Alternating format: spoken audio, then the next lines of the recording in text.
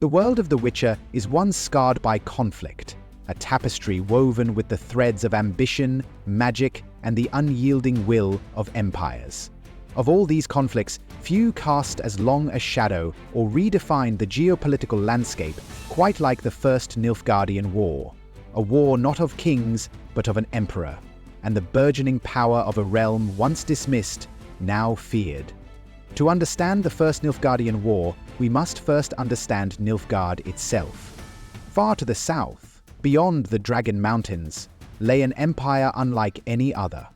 For centuries, the northern kingdoms saw Nilfgaard as little more than a distant, barbaric land, occasionally sending forth raiding parties, but never posing a true existential threat. How wrong they were. The catalyst for this cataclysmic conflict was not a sudden act of aggression, but a slow, calculated expansion, driven by a singular, ruthless vision. Empress Fergus var Emreis, a figure of immense ambition and strategic genius, began a systematic subjugation of the southern realms. Nazaire, Metinna, Aetolia, Giasso, one by one, they fell. The northern kingdoms, complacent in their own squabbles, barely registered the growing storm. This was not an army of scattered feudal levies. This was a professional, disciplined war machine, honed by years of conquest. Their tactics were precise, their logistics unparalleled, and their commanders, veterans of countless campaigns, were utterly loyal to the emperor. The first true alarm bells rang in the north when the Nilfgaardians annexed Ebbing and, more significantly, the strategically vital Principality of Dol Angra. This put them on the very doorstep of Cintra, a kingdom with deep ties to the north, particularly through Queen Calanthe, the Lioness of Cintra. Cintra, though powerful in its own right, was a far cry from the military might of Nilfgaard. Queen Calanthe, renowned for her courage and leadership, knew that Cintra alone could not withstand the coming tide. She appealed to the northern kingdoms, but their response was fragmented. The northern kingdoms, steeped in their own petty rivalries and centuries-old feuds, failed to grasp the true nature of the threat. They saw Nilfgaard as another kingdom vying for territory, not a unified empire with hegemonic aspirations. This disunity would prove to be their greatest weakness.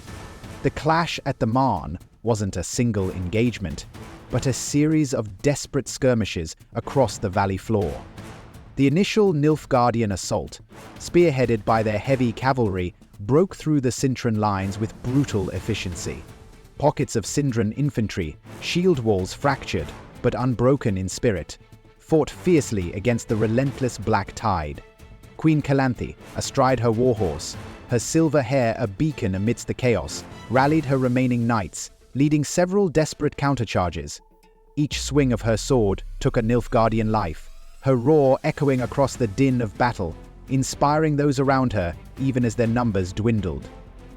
Yet even as they began to marshal their forces, a deep-seated fear lingered beyond all reckoning for the sake of the safety and sanity of the sons of Cintra. The open plains leading north seemed to offer little natural defense, and the spectre of Nilfgaardian banners flying over Vizima, Tretogor, and Ard Karai fueled a desperate urgency.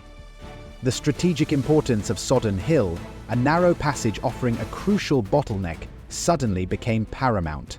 It was the only choke point that offered a chance, however slim, to stem the seemingly inevitable southward flow of the Black Legions. This was not just a battle of steel and strategy.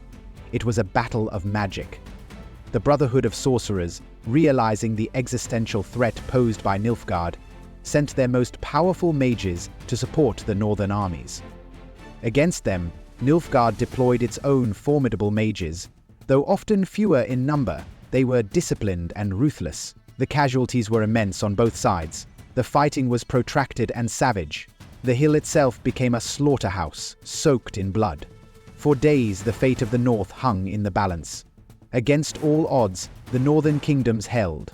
At a terrible cost, the Nilfgaardian advance was halted at Sodden. The 14 of Sodden, a testament to the bravery and sacrifice of the mages who fell defending the north, became a legendary symbol of their struggle. the First Nilfgaardian War ended not with a decisive victory for the North, but with a costly stalemate. The Treaty of Sintra, signed shortly after the Battle of Soden, officially ended hostilities.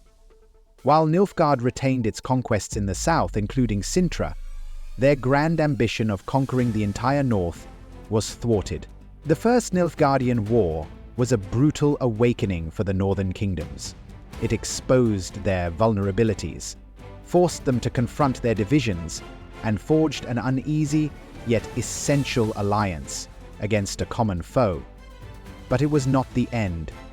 The seeds of future conflicts, of even greater devastation, had been sown. The black sun had been temporarily eclipsed, but its shadow would forever loom over the continent, a constant reminder of the price of complacency and the enduring power of ambition. Smash that like button and hit subscribe so you never miss a story.